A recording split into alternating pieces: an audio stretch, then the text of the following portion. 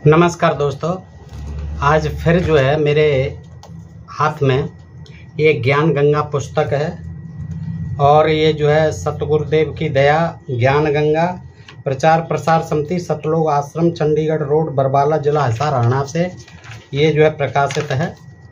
और दोस्तों ये पुस्तक जो है कुछ मित्रों ने पूछा है कि क्या रामपाल महाराज जी ने लिखी है, तो दोस्तों ऐसा नहीं है।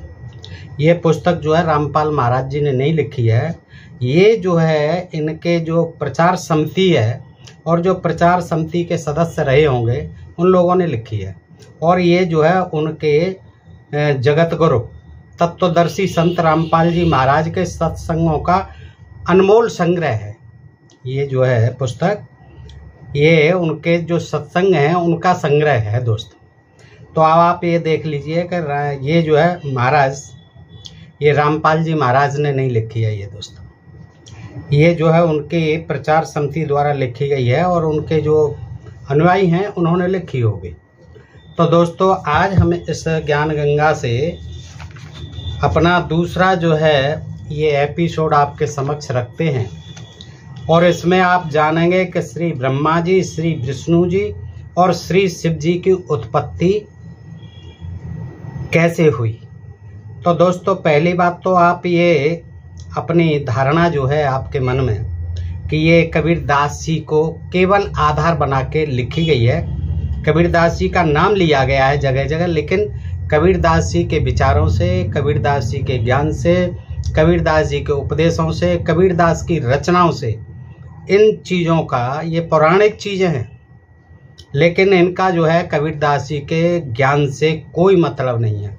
ये रामपाल महाराज जी के सत्संग में जो दिए गए हैं व्याख्यान, उपदेश, प्रवचन, उनका एक संग्रह। तो दोस्तों देखिए, श्री ब्रह्मा जी, श्री विष्णु जी और श्री शिव जी की उत्पत्ति होती है। कबीरदास जी को इनसे कोई लेना देना नहीं था। ये लिखते हैं कि काल ब्रह्म ने प्रकृति दुर्गा से कहा। अब ये काल ब्रह्म कल मैंने बताया था कि काल कहो या ब्रह्म कहो या ज्योत निरंजन कहो या क्षर पुरुष कहो, जो अंडे में से पैदा हुआ। मानसरोवर में पानी से अंडा बना के फेंका था कबीरदास जी ने और उससे जो है दो पार्ट हुए और अंडे के, तो उसमें से ये काल जो लोगों को खाता है काल, उसको ही ब्रह्म कहा गया है और उसी को ही क्षर पुरुष कहा गया है।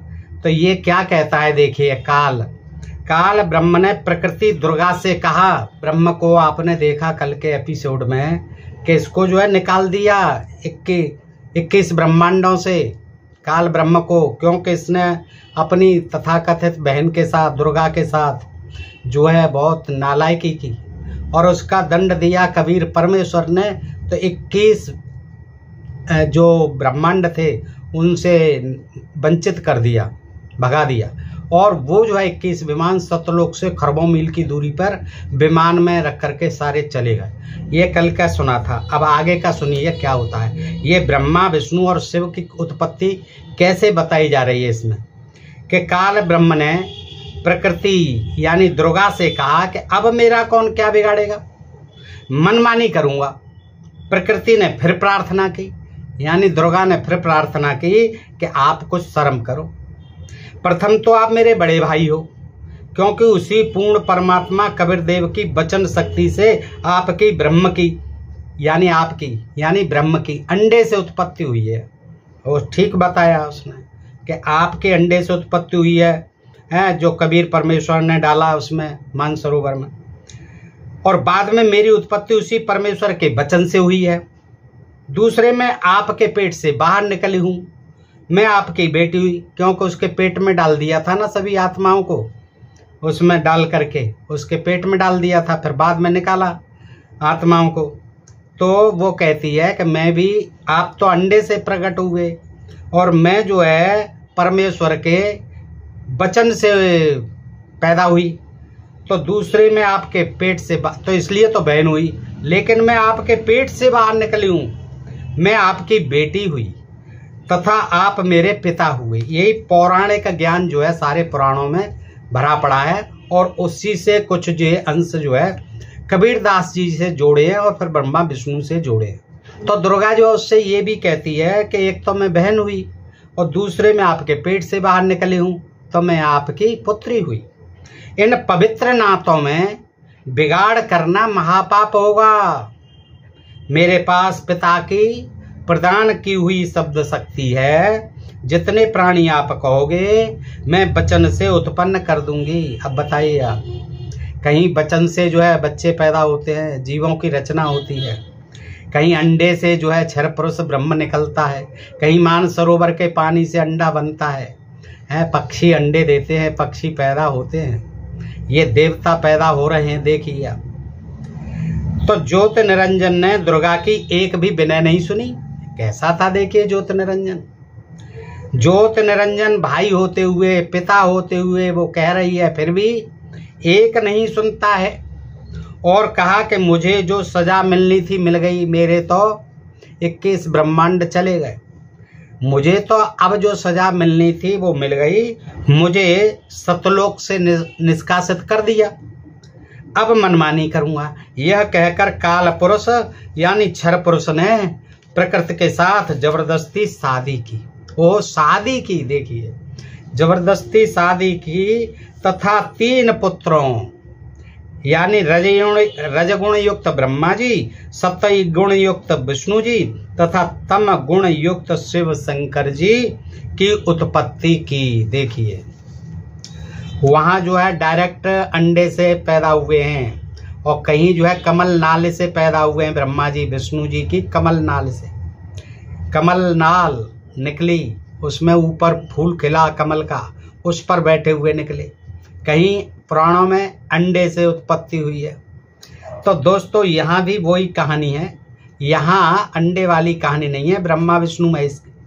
आपने देखा कि ये जो काल है, ये जो ब्रह्म है, ये ज्योत निरंजन है, जो क्षर पुरुष है, उसने जो है दुर्गा के साथ शादी की और उस शादी के बाद ब्रह्मा जी जो कि रजोगुण युक्त हैं और विष्णु जी जो कि सदोगुण युक्त हैं और शंकर जी जो कि तमोगुण युक्त हैं, उनकी उत्पत्ति की। आज तक लोग नहीं जानते हैं कि ब्रह्मा विष्णु महेश को तो आदिदेव कहा गया है पुराणों में, लेकिन यहाँ जो है कह रहे हैं कि उनके माता पिता थे क्षर पुरुष, काल, ब्रह्म, ज्योत निरंजन, पिता थे इनके, माता दुर्गा थी दोस्तों। और मैं दोस्तों अपनी तरफ से कोई बात नहीं कहता, इसी पुस्तक को पढ़कर समझने का प्रयास करते हैं कि देखिए क्या क्या लिखा गया है ज्ञान के नाम पर। और इन तमाम संत महापुरुषों में होड़ मची हुई है आज के युग में, जिन्हें संत कहा जाता। कोई गुरु बनना है, कोई महागुरु बनना है, कोई जगत गुरु बनना है, कोई विश्व गुरु बनना है, कोई ब्रह्मांड गुरु बनना है, और ये ज्ञान दे रहे हैं। इस ज्ञान से आज की जनता का क्या कल्याण होना है, क्या उनकी आजीविका चलेगी इस ज्ञान से, आप बताइए। ठीक है, मैं कहता हूँ ब्रह्मा विष्णु महेश जैसे भी कभी हुए होंगे पैदा, मान लिया, लेकिन आज उसको हम रटते रहे, पढ़ते रहे, इससे क्या लाभ होना है हमारा। हमें बिजनेस करनी पड़ेगी, हमें खेती करनी पड़ेगी, हमें पढ़ना लिखना पड़ेगा, हमें रोजगार प्राप्त करना पड़ेगा। हमें ऐसी शिक्षा चाहिए। इन शिक्षाओं की अब जो है अंधविश्वास और पाखंड जिनसे फैलता है और जिनसे खाम में जो है समय बर्बाद होता है। दोस्तों सोचिए, ये कोई ज्ञान नहीं है हमारे लिए। आज ज्ञान क्या है आप सब जानते हैं, सबसे बड़ी हमारे लिए पैसा है, और ये लोग तो पैसा कमाते हैं, चाहे प्रवचन दें, चाहे उपदेश दें, चाहे ये कुछ भी करें, लेकिन हम लोग जो है वहाँ अपना पैसा भी बर्बाद करते हैं, समय भी बर्बाद करते हैं, और अंततोगत्वा हमारी हर तरह से अवनति ही होती है।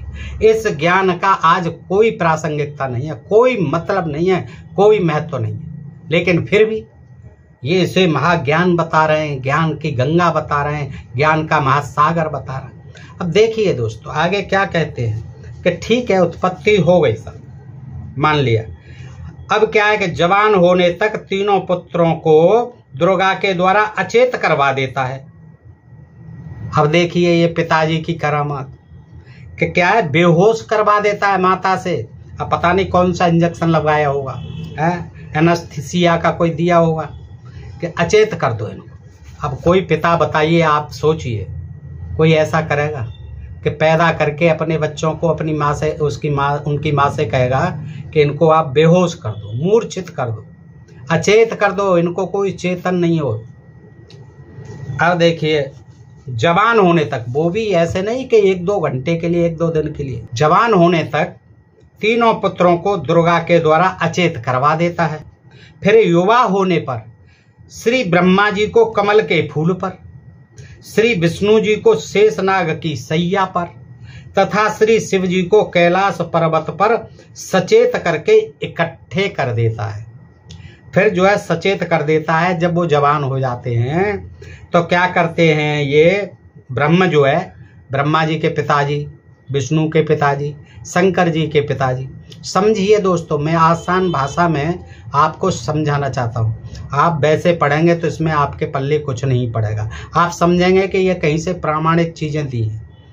तो देखिए क्या होता है, ये पौराणिक ही कथाएं जो पुराणों में लिखी हुई हैं वही कथा दे रहा है कि क्या है कि तत्पश्चात ही प्रकृति दुर्गा द्वारा इन तीनों का, यानी वो जो है ब्रह्मा जी तो कमल के फूल पर, क्या आप यहाँ बैठे रहो, ठीक है, कमल का फूल तो आप जानते ही हो कितना बड़ा होता है, उस पर ब्रह्मा जी कैसे बैठेंगे।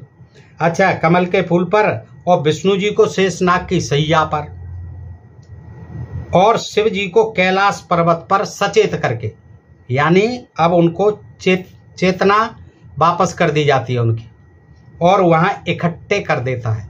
देखिए तत्पश्चात क्या होता है, प्रकृति यानी दुर्गा द्वारा इन तीनों का विवाह कर दिया जाता है। हाँ, विवाह भी किया जाता है, और एक ब्रह्मांड में तीनों लोकों, स्वर्गलोक, पृथ्वी लोक तथा पाताल लोक में एक एक विभाग के, यानी डिपार्टमेंट के मंत्री, मिनिस्टर नियुक्त कर देता है।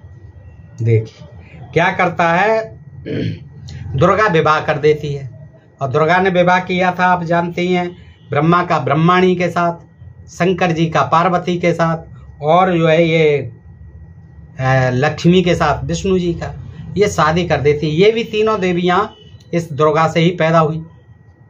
अच्छा, ये चीज इसमें नहीं दी है। अब क्या है कि ये क्या करते हैं, इसके बाद जो है एक ब्रह्मांड में 3 लोक, स्वर्गलोक, पृथ्वी लोक और पाताल लोक में एक एक विभाग के ये मिनिस्टर बना दिए जाते हैं, मंत्री बना दिए जाते हैं, ब्रह्मा जी, विष्णु जी और शंकर जी, यानी स्वर्गलोक, पृथ्वी लोक और पाताल लोक के ये मंत्री बना दिए जाते हैं।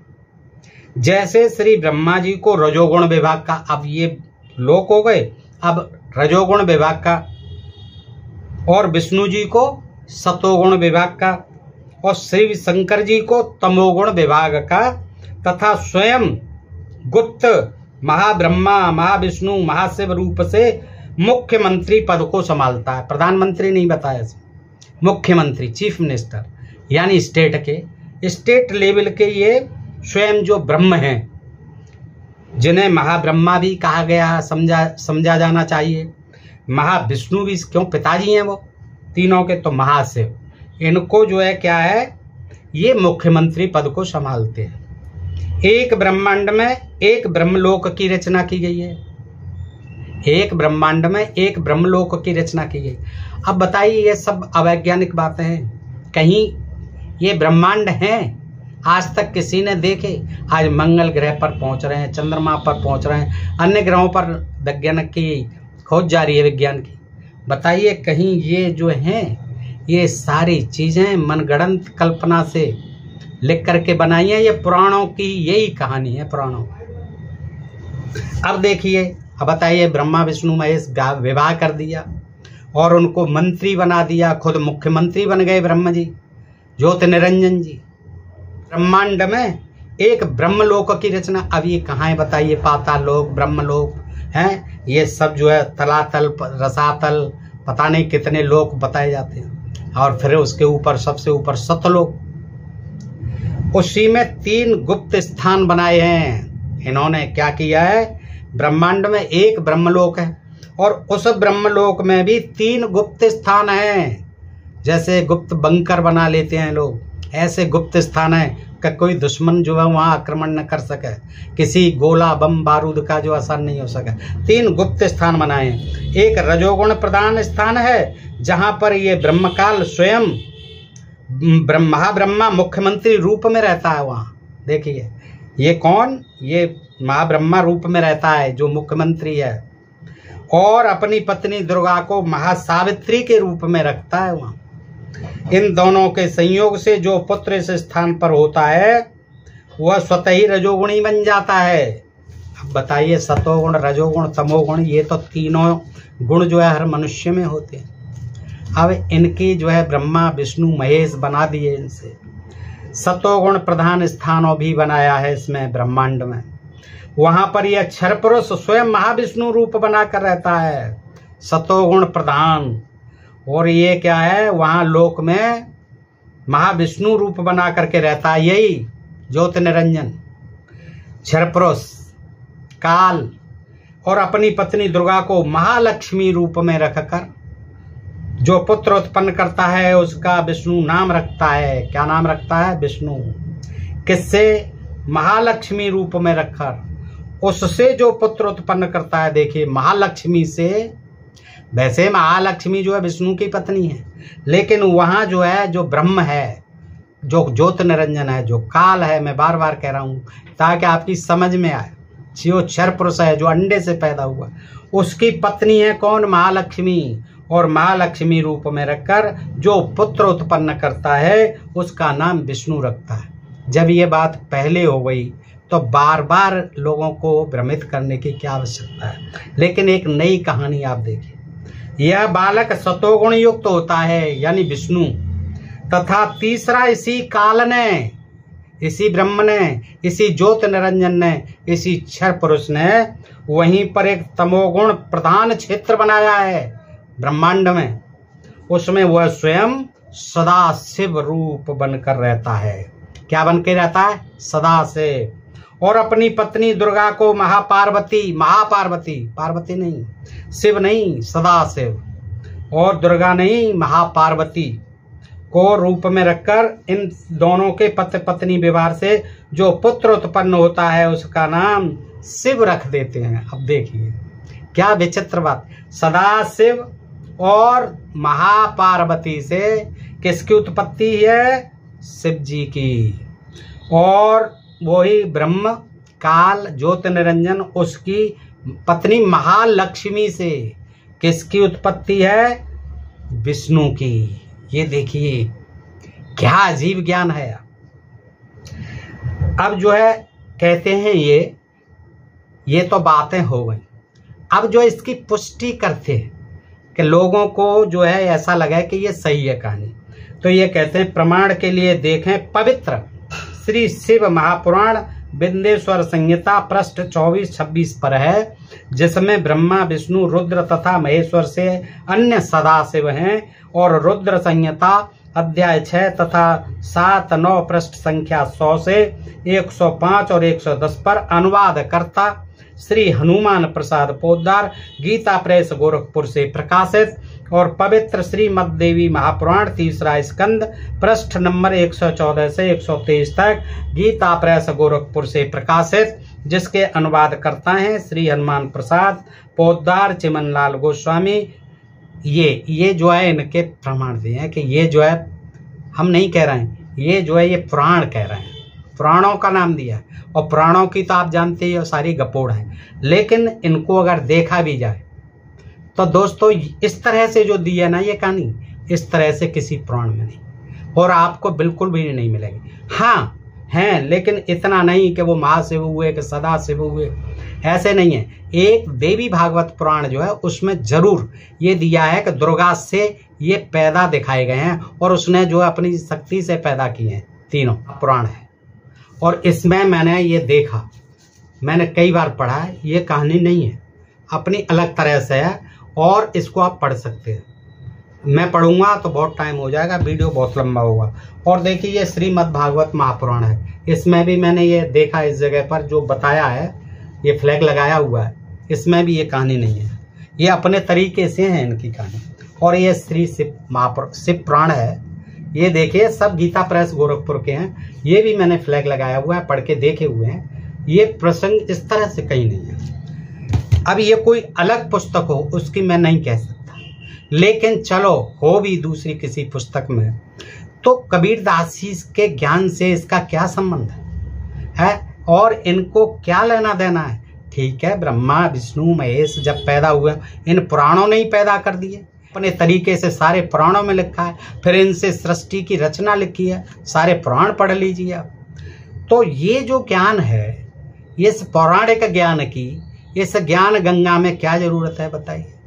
ये तो पढ़ ही रहे हैं हम लोग, सुना ही रहे हैं तमाम कथावाचक। आगे देखिए क्या कहते हैं ये के कहते हैं कि फिर इन्हीं को धोखे में रखकर अपने खाने के लिए जीवों की उत्पत्ति श्री ब्रह्मा जी द्वारा तथा स्थित एक दूसरे को मोह ममता में रखकर काल जाल में रखना, श्री विष्णु जी से तथा संगार, क्योंकि काल पुरुष को साप बस 1,00,000 मानव शरीरधारी प्राणियों के सूक्ष्म शरीर से मैल निकालकर खाना होता है। अब पिछले एपिसोड में बताया कि 1,00,000 मानव खाता है वो रोजाना, और 1,25,00,000 पैदा करता है। कौन? ये काल, ये ज्योत निरंजन, ये क्षर पुरुष। उसको जो है कबीरदास जी ने, परमेश्वर ने साप दिए इसलिए। लेकिन यहाँ जो है दूसरी कहानी, अब इसी दूसरे एपिसोड में आप देखें कि इसमें कहते हैं फिर इन्हीं को धोखे में रखकर अपने खाने के लिए जीवों की उत्पत्ति श्री ब्रह्मा जी द्वारा स्थित एक दूसरे को मोह ममता में रखकर काल जाल में रखना। यानी ये जो है एक दूसरे को मोह ममता में रखकर काल जाल में रखते हैं। श्री विष्णु जी से क्या किया? संगार करवाते हैं विष्णु जी से तथा संगार, क्योंकि काल पुरुष को साप बस 1,00,000 मानव शरीर प्राणियों के सूक्ष्म शरीर से मैल निकाल करके खाना होता है। यहाँ मैल खाना होता है किनसे? ये ब्रह्म जो है क्या करेगा, काल जो है ये रोमकूपों से 1,00,000 प्राणियों के रोमकूपों से मैल निकाल के खाता है। देखिए यह है ज्ञान, मैल निकाल करके खाता है, खाना होता है। उसके लिए 21वें ब्रह्मांड में एक तप्त शिला है। अब 21 ब्रह्मांड तो छुड़ा लिए थे उससे, लेकिन फिर भी कहते हैं कि जो 21वां ब्रह्मांड है एक तप्त शिला है, उसमें तप्त समझते ही होंगे आप, गर्म, एकदम गर्मा गर्म दहकती हुई शिला है, यानी पत्थर की शिला है जो स्वतः गर्म रहती है। देखिए ऑटोमेटिकली बहुत तपती रहती है। किसमें? 21वें ब्रह्मांड में। ये वैसे ही हो गया जैसे पुराणों में जो है तमाम नरकों की जो है तमाम व्याख्याएं की गई हैं, नरक बनाए गए हैं, और उनमें बताया गया है कि कहीं कढ़ाइयों में तेल खोल रहा, उसमें प्राणी डाले जाते हैं, कहीं उल्टे लटकाए जाते हैं, कहीं आरों से चीरे जाते हैं, कहीं कुछ होता है, कहीं कुछ होता है। तो ये जो है इसी तरह से इसमें लिखा है कि 21वें ब्रह्मांड में एक तप्त शिला है जो स्वतः गर्म रहती है, उस पर गर्म करके मैल पिघला कर खाता है। अब देखिए काल जो है मैल को खाता है, 1,00,000 प्राणियों को उस पर जो है बिठाल दिए जाते हैं और वो गर्म होते हैं तो मैल निकलता है, उसको खाता है, पिघला कर खाता है। जीव मरते नहीं, फिर भी देखिए जीव नहीं मरते हैं। अब देखिए वहां कहाँ जीव पहुंच रहे हैं। जीव मरते नहीं है, उनके शरीर में से मैल को खाता है, परंतु कष्ट से नहीं होता। कष्ट तो होगा ही, तप्त शिला पर उनका मैल जो है पिघलाया जा रहा है। फिर प्राणियों को कर्म के आधार पर अन्य शरीर प्रदान करता है, खा करके उनका मैल। ये ब्रह्म जो है उन्हीं जीवों को क्या करता है, कर्म के आधार पर अन्य शरीर प्रदान करता है। अब देखिए दोस्तों, मरने के बाद आदमी के इस शरीर की राख हो जाती है, सब जानते हैं। फिर इसमें कोई चीज नहीं है जो चेतना शक्ति है, जो जीवन संचार है इसका, जो इसे प्राण वायु के माध्यम से प्राण मिल रहे हैं, जिसे हम प्राण कहते हैं, भले ही उसको आत्मा कह लीजिए, वो जो है इसी के साथ नष्ट हो जाती है। अलग से कोई इसमें ना आत्मा है, ना कोई परमात्मा है, ना कोई सूक्ष्म देह है, ना कोई सब खत्म हो जाता। अब बताइए उसको वहां तप्त शिला पर गर्म किया जाता है 21वें ब्रह्मांड में, फिर उसका मैल पिघल के निकलता है, उसको वो खाता है, फिर उनको, तो क्या ये सब जीव हम लोग जो वहां पहुंचते हैं? बताइए कितनी बेतुकी बातें हैं, कितनी अवैज्ञानिक बातें हैं, कितनी ये मिथ्या बातें, पौराणिक ज्ञान दे रहे हैं इसे। आप देखिए, इसको ज्ञान गंगा कह रहे हैं। और ये मैं नहीं कहता दोस्तों, आप भी कुछ तो समझने का प्रयास करेंगे ही। पढ़िए इसको, बहुत मिल रही है, फ्री में मिल रही है। अब देखिए, जैसे किसी मकान में श्री शिवजी द्वारा करवाता है, फिर प्राणियों को कर्म के आधार पर अन्य शरीर प्रदान करता है। अब बताइए कर्म क्या है? कर्म के आधार पर फिर शरीर धारण करते हैं। अब ये वही वाली बात आ गई, जैसे गीता वाली, जैसे कर्म करता है पिछले जन्म में, अगले जन्म में। अरे भाई, कहाँ कर्म रह जाते हैं अगले जन्म के, पिछले जन्म के? कोई कर्म नहीं होता। जो भी कर्म है सब यहीं नष्ट हो जाते हैं, फिर कुछ नहीं जाता है। कर्म का फल किसे भोगना है? शरीर को। अब ये शरीर ही खत्म हो गया तो बताइए कौन होगा? हैं? फांसी आज दी जानी है तो शरीर को फांसी मिलती है। शरीर नष्ट हो जाता है, उसके साथ ही आत्मा को भी फांसी लग गई, आत्मा भी नष्ट हो जाता है। अब सोचिए, आत्मा अजर अमर हो तो फिर आत्मा वहीं जेल में ही रहे, फिर काहे को जाएगी कि लो मेरा क्या बिगाड़ लिया भाई, तुमने शरीर को ही तो फांसी दे दी। सोचने की बात है दोस्तों, क्या देखिए बनाइए। और ये शिव जी द्वारा करवाता है, ब्रह्म जो है, पिताजी जो है इनके, सदा शिव, वो शिव जी द्वारा करवाता है। अब देखिए एग्जाम्पल क्या दे रहे हैं। जैसे किसी मकान में 3 कमरे बने हों, एक कमरे में अश्लील चित्र लगे हों, अच्छा ठीक है, उस कमरे में जाते ही मन में वैसे ही मलिन विचार उत्पन्न हो जाते हैं। ये तो एक व्यावहारिक बात हो गई कि आप अपने कमरे में जैसे चित्र लगाओगे, उनको जैसा देखोगे तो मन में ख्याल तो वैसे आएंगे। ये तो नेचुरल बात है, स्वाभाविक बात है। तो क्यों लगाएंगे आप अश्लील चित्र? मत लगाइए।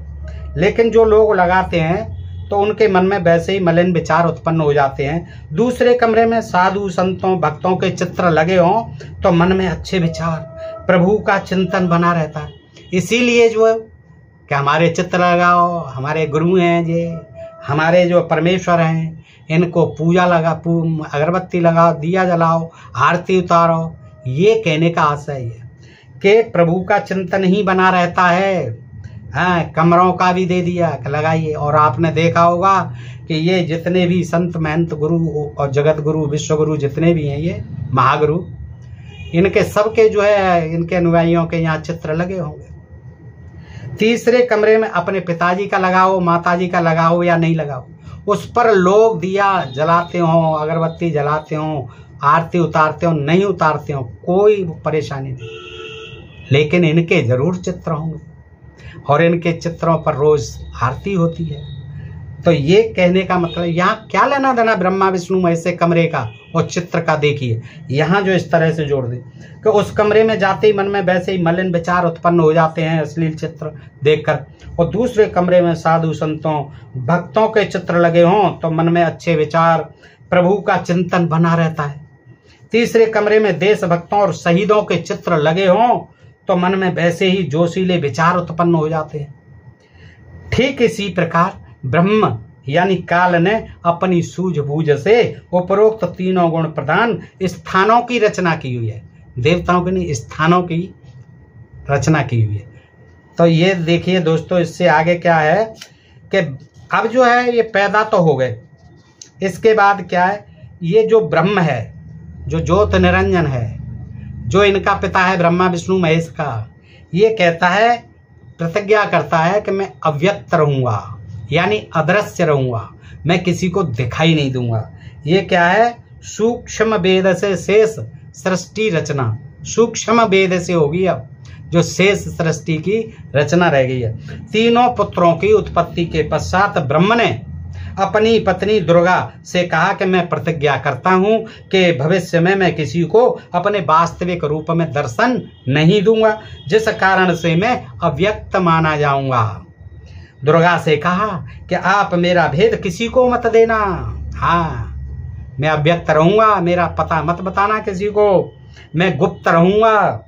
दुर्गा ने पूछा कि क्या आप अपने पुत्रों को भी दर्शन नहीं दोगे? ब्रह्म ने कहा, मैं अपने पुत्रों को तथा किसी भी साधना से दर्शन किसी को नहीं दूंगा, यह मेरा अटल नियम रहेगा। दुर्गा ने कहा, यह तो आपका उत्तम नियम नहीं है महाप्रभु, ये क्या कर रहे हैं आप? हाँ, आप अपनी संतानों से भी छुपे रहोगे? तब काल ने कहा, दुर्गा, यह मेरी व्यवस्था है, मजबूरी है। मुझे 1 लाख मानव शरीरधारी प्राणियों का आहार करने का शाप लगा हुआ है, ज्यादा न कमती न ज्यादा।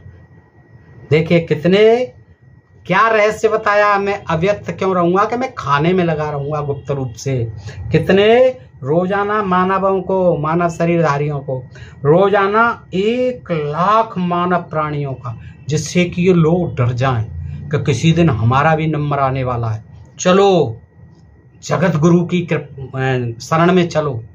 हाँ देखिए, ब्रह्म जो है 1 लाख मानव शरीरधारी प्राणियों का आहार करने का मुझे शाप लगा है।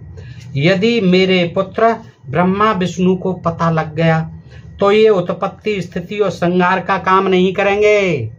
हाँ, इन्हें तो तीनों को मैंने जिम्मेदारी दी है कि विष्णु जो है पालेंगे, ब्रह्मा जी पैदा करेंगे और महेश जी इन लोगों को मेरे खाने के लिए मारेंगे। इसलिए यह मेरा अनुत्तम नियम सदा रहेगा।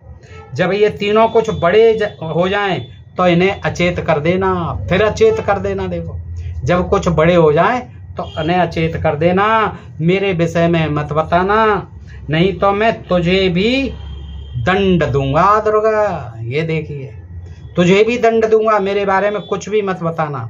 और इनको जब चेत हो जाए, बड़े हो जाए, जवान हो जाए, फिर से अचेत कर देना। दुर्गा इस डर के मारे वास्तविकता नहीं बताती तीनों को, ब्रह्मा विष्णु महेश। इसीलिए गीता अध्याय, अब देखिए गीता का उदाहरण दिया, इसीलिए गीता अध्याय 7 श्लोक 24 में कहा है, क्या कहा है? यह बुद्धिहीन जन समुदाय मेरे अनुत्तम नियम से अपरिचित हैं कि कभी भी किसी के सामने प्रकट नहीं होता, अपने योग माया से छुपा रहता हूँ। इसलिए इस अव्यक्त को मनुष्य रूप में आया हुआ अर्थात कृष्ण मानते हैं। मुझ अव्यक्त को मनुष्य रूप में आया हूँ, वैसे मैं किसी को दिखाई नहीं देता। कृष्ण अपने लिए कह रहे हैं। कृष्ण क्या कह रहे हैं? जो इन्होंने उदाहरण दिया है, मैं उसमें दिखा भी सकता हूँ, आगे दिखाऊंगा भी गीता से। देखिए, इससे, इस श्लोक से, इस कथा का, इस प्रसंग का कोई लेना देना नहीं है। इसमें कृष्ण जो है अपने बारे में कह रहे हैं और वो अर्जुन से कह रहे हैं। वो कह रहे हैं कि यह बुद्धिहीन जन समुदाय मेरे अनुत्तम नियम से अपरिचित हैं कि मैं कभी किसी के सामने प्रकट नहीं होता। मैं जो है, अब प्रकट हो जाएंगे तो काहे के भगवान है, कभी मैं प्रकट नहीं होता है। तभी तो खोजते फिरते हैं कि कहाँ है भगवान, कहाँ है ईश्वर, कहाँ है परमेश्वर। तो वो अपने लिए कह रहे हैं, मैं ऐसे ही प्रकट नहीं होता इन लोगों के सामने है, फिर तो सब कोई मुझे पहचान लेगा। अव्यक्त रूप से रहता हूँ, लेकिन अपनी योग माया से। किससे छुपा रहता हूँ मैं? अपनी योग माया से। इसलिए मुझ अव्यक्त, जो मेरा अव्यक्त रूप को मनुष्य रूप में जो आया हूँ, उसे ये कृष्ण मानते हैं। वैसे मैं अव्यक्त हूँ, परमेश्वर हूँ, लेकिन जब मैं ये शरीर धारण करके मनुष्य रूप में आया हूँ तो ये जन समुदाय, ये लोग मुझे कृष्ण मानते हैं। ये अपने बारे में श्री कृष्ण कह रहे हैं इस कहानी से, इस श्लोक का। लेकिन इनको जोड़ करके, अब लोग इतना पढ़ते तो है नहीं, लोगों के पास समय तो है नहीं, समझने के लिए भेजा है नहीं, जो लिख दिया उसको मान लिया। अब इन्होंने इस कहानी को इससे जोड़ दिया ताकि लोगों में यह संदेश जाए कि ये वाकई प्रामाणिक बात है। अब बताइए, आप स्वयं सोचिए इसके अर्थ का इस प्रसंग से क्या संबंध है। आगे कहते हैं, देखिए गीता श्लोक 11 श्लोक 47 और 48 में कहा गया है। ये मैं बताऊंगा आपको दोस्तों जब गीता का आएगा, तो कि यह मेरा वास्तविक काल रूप है। कृष्ण अपने लिए कह रहे हैं काल रूप है। इसके दर्शन अर्थात ब्रह्म प्राप्ति न वेदों में वर्णित विधि से, यानी इसको प्राप्त करने के लिए ब्रह्म प्राप्ति के लिए वर्णित विधि से जो वेदों में लिखी हुई है, न उससे, न जप से, न तप से, न किसी क्रिया से मेरे दर्शन नहीं हो सकते। मैं अव्यक्त रहता हूँ। कृष्ण कह रहे हैं कितनी ही आप जप करो, तप करो और वेदों के जो वर्णित विधि है उससे आप पूजा पाठ करो, लेकिन मैं अव्यक्त ही रहता हूँ। अब देखिए, अब ये उदाहरण दे, अब आगे की कथा वही चलती है कि जब तीनों बच्चे युवा हो गए तब माता भवानी प्रकृति अष्टंगी ने कहा, दुर्गा ने कहा कि तुम बच्चे सागर मंथन करो। अब ये सागर मंथन की कहानी आ गई। देखिए, जो देवता और असुरों ने किया, ये पुराणों में आपने देखा है? विष्णु जी तो उसमें कूर्म बने, मंदराचल के नीचे बैठे, और देवता वासुकी जो है, वासुकी नाग रस्सी बना, और एक तरफ देवता और एक तरफ असुर। लेकिन यहाँ जो है दुर्गा कहती है ब्रह्मा विष्णु महेश से अपने बच्चों से कि जाओ सागर मंथन करो। प्रथम बार सागर मंथन किया। अब इसमें देवता और दैत्यों की बात नहीं है, इन्होंने ही तीनों ने सागर मंथन किया। तो ज्योति निरंजन ने अपनी श्वासों द्वारा 4 वेद उत्पन्न किए।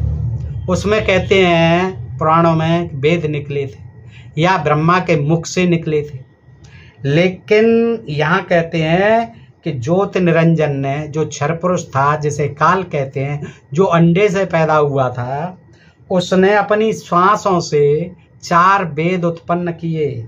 यहाँ ब्रह्मा ने उत्पन्न नहीं किए, श्वासों से वेद उत्पन्न किए। देखिए, उनको गुप्त वाणी द्वारा, फिर वेदों को गुप्त वाणी द्वारा आज्ञा दी कि सागर में निवास करो, यानी सागर में ही रहो। अब सागर से सांसों से निकले और उनको कहाँ रहने को बता दी जगह, सागर में रहो। 4 वेद निकले हुए ब्रह्मा ने ले लिए। अब एक तरफ तो कह दिया कि गुप्त वाणी द्वारा आज्ञा दी कि सागर में निवास करो, लेकिन 4 वेद निकले हुए ब्रह्मा ने ले लिए। देखिए, ब्रह्मा ने ले लिए, जो किसकी सांस से निकले थे? ज्योति निरंजन की, यानी ब्रह्म, जो कि इनके पिताजी हैं। तो पिताजी की जो सांस से निकले वेद, वो किसने ले लिए? ब्रह्मा ने ले लिए। वस्तु लेकर तीनों बच्चे माता के पास आए। वस्तु लेकर, अब पता नहीं कौन सी वस्तु लेकर, उसमें तो बहुत रतन निकले हैं। वस्तु लेकर तीनों बच्चे माता के पास आए। तब माता ने कहा कि 4 वेदों को ब्रह्मा रखे और पढ़े। ब्रह्मा को दे दो बेटा, तुम क्या करोगे? हैं? नोट दे रहे हैं, इसमें नोट लिखा है कि वास्तव में पूर्ण ब्रह्म ने, जिनको ब्रह्म ही कहा गया, पूर्ण ब्रह्म कहा गया, ज्योति निरंजन कहा गया, ब्रह्म अर्थात काल को, अच्छा ब्रह्म से भी बड़े थे वो, पूर्ण ब्रह्म, तो ब्रह्म अर्थात काल को 5 वेद प्रदान किए थे। देखिए, 5 वेद प्रदान किए थे। अब यहाँ सांस से निकल रहे हैं ब्रह्म की सांस से, और ब्रह्मा को दिए जा रहे हैं। लेकिन अब फिर नोट में जो है स्पष्टीकरण और दे रहे हैं कि ये पूर्ण ब्रह्म ने पैदा किए, और ब्रह्म यानी ज्योति निरंजन को 5 वेद दिए। और वहां कह रहे हैं कि ब्रह्म की सांस से 4 वेद निकले, लेकिन ब्रह्म ने केवल 4 वेदों को प्रकट किया। हाँ, 5 दिए थे पिताजी ने, लेकिन किसने? पूर्ण ब्रह्म ने। लेकिन ब्रह्म ने केवल 4 वेदों को ही श्वास से निकाला। 5वां वेद छुपा दिया। 5वां वेद छुपा दिया। 5वां वेद कहते हैं महाभारत को। तो 5वां वेद जो है ये महाभारत छुपा दिया, जो पूर्ण परमात्मा ने स्वयं प्रकट होकर कबीर गिरवी अर्थात कबीरवाणी द्वारा लोकोक्तियों व दोहों के माध्यम से प्रकट किया है। अब ये जो 5वां वेद छुपा दिया था पूर्ण ब्रह्म ने, वो कबीरदास जी ने प्रकट होकर लोकोक्तियां दोहों के माध्यम से, यानी कबीर वाणी के माध्यम से उसको पैदा किया, उसकी रचना की, 5वें वेद की। दूसरी बार सागर मंथन किया। आहा, फिर जो है ब्रह्मा विष्णु महेश बोले चलो बेटा, फिर भैया फिर करें जो है। तो तीनों फिर लगते हैं, दोबारा जो है सागर मंथन के लिए चल दिए ब्रह्मा विष्णु महेश। तो क्या हुआ? देखिए, 3 कन्याएं मिली उन्हें। कौन? 3 कन्याएं मिली। माता ने तीनों को बांट दिया। दुर्गा ने अपने ही अन्य 3 रूप सावित्री, लक्ष्मी, पार्वती धारण किए और समुद्र में छुपा दी। अब ये 3 कन्याएं जो क्या थी, दुर्गा ने अपने ही 3 रूप बनाए, सावित्री, लक्ष्मी और पार्वती, और उनको कहाँ छुपा दिया? समुद्र में। धरती पे जगह नहीं थी, समुद्र में छुपा दिया। पता नहीं कैसे जिंदा रही होंगी। अच्छा, सागर मंथन के समय अब जब ब्रह्मा, विष्णु, महेश तीनों लगे हुए हैं सागर मंथन में, दोबारा भेजे तो वहां क्या है, वो बाहर आ गए, निकले। वही प्रकृति 3 रूप हुई दुर्गा, और भगवान ब्रह्मा को सावित्री, भगवान विष्णु को लक्ष्मी और भगवान शंकर को पार्वती पत्नी रूप में दे दी। तीनों ने भोग विलास किया।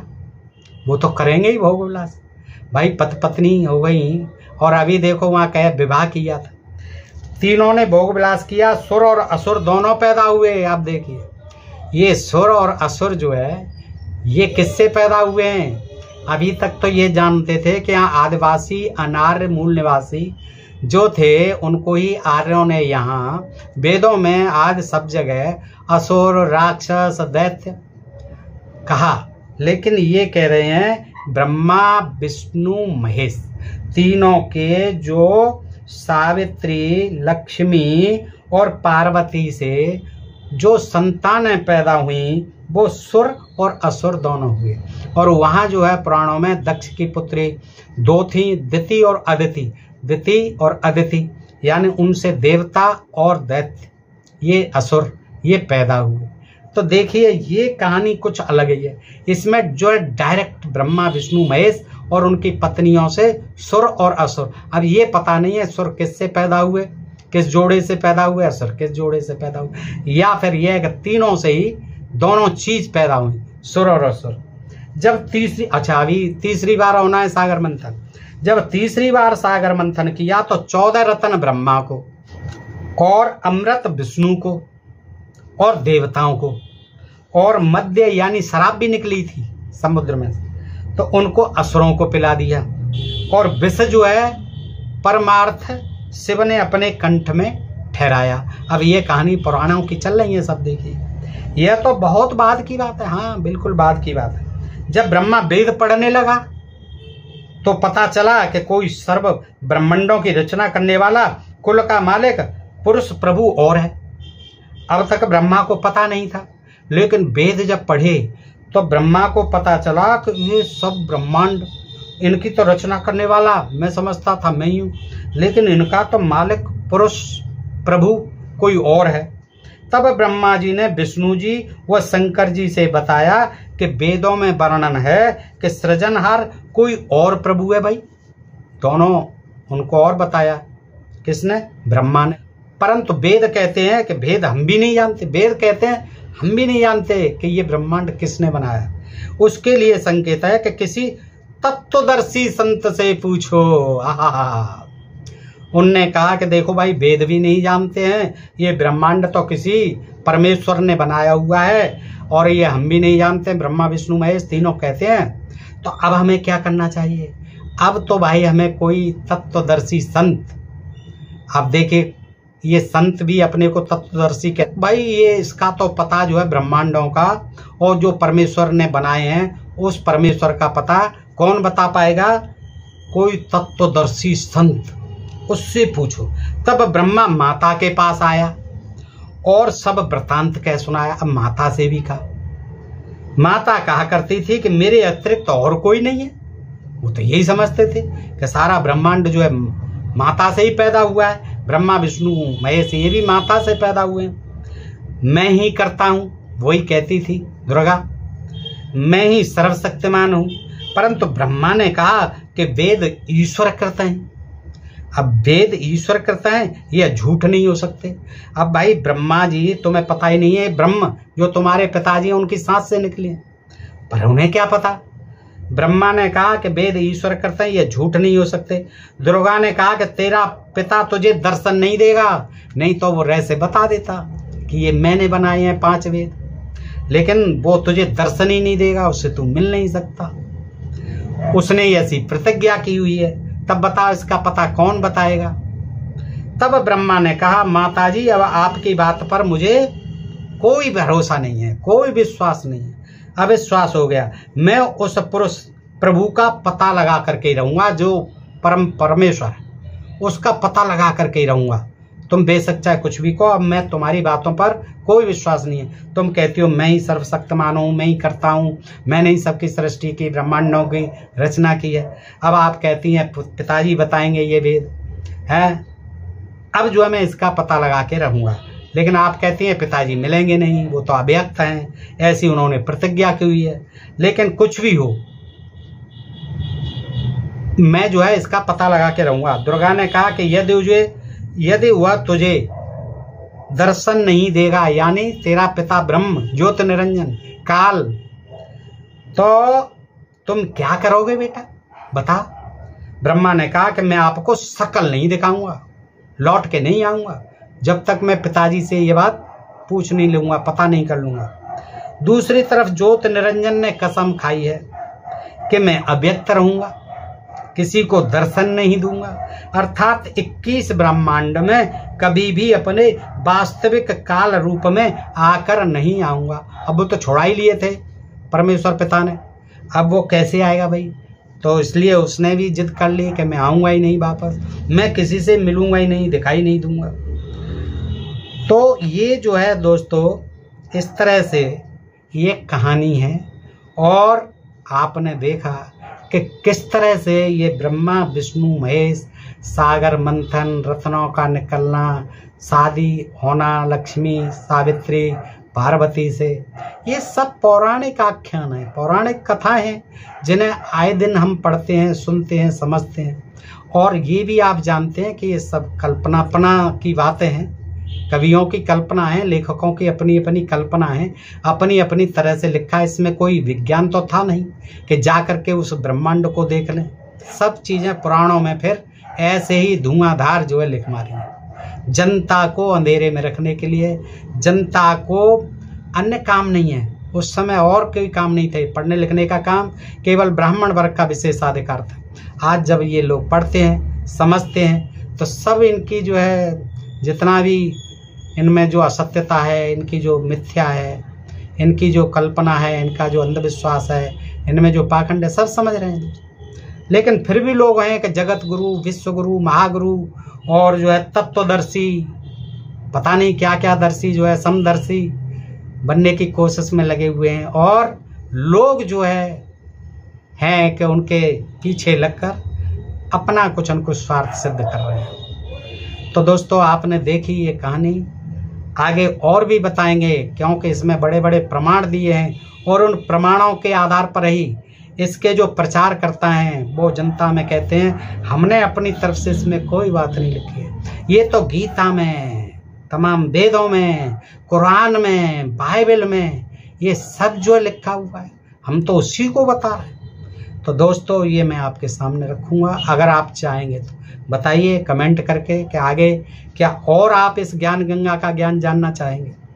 दोस्तों, अच्छा लगा हो यह ज्ञान, ये एपिसोड, तो मित्रों में भी अधिकाधिक शेयर करें और अपने प्रिय चैनल ढोल में पोल को सब्सक्राइब करें, लाइक और कमेंट करना न भूलें। दोस्तों, फिर मिलते हैं इसी एपिसोड के साथ अगले एपिसोड में।